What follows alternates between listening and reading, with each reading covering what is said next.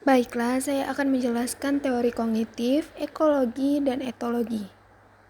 Yang pertama itu definisi teori kognitif. Teori kognitif menjelaskan bagaimana manusia belajar dan memahami dunia melalui proses berpikir seperti persepsi, ingatan, dan penalaran.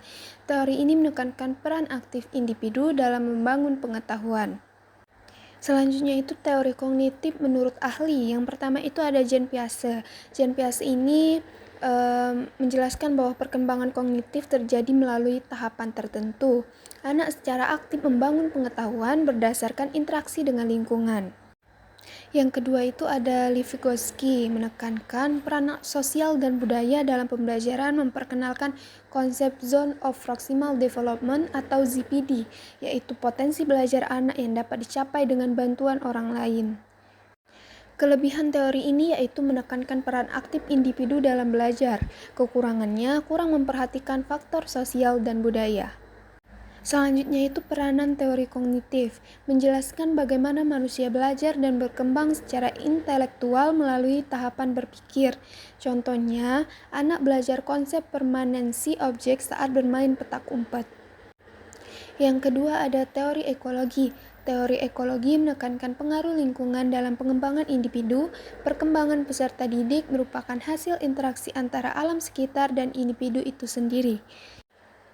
Yang selanjutnya itu ada pendapat menurut Uri Bronfenbrenner, perkembangan individu dipengaruhi oleh interaksi dinamis dengan lingkungan, yang terdiri dari 5 sistem.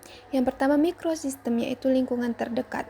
Yang kedua mesosistem, hubungan antar mikrosistem. Yang ketiga itu eksosistem, atau lingkungan tidak langsung. Yang keempat ada makrosistem, yaitu budaya dan norma. Yang kelima ada kronosistem, yaitu perubahan waktu. Nah, kelebihan dan kekurangan teori ini yaitu kelebihannya memahami perkembangan secara holistik dalam berbagai konteks, dan kekurangannya kurang menekankan faktor biologis dan internal individu. Peranan dalam teori ini menunjukkan bagaimana lingkungan sosial memengaruhi perkembangan individu.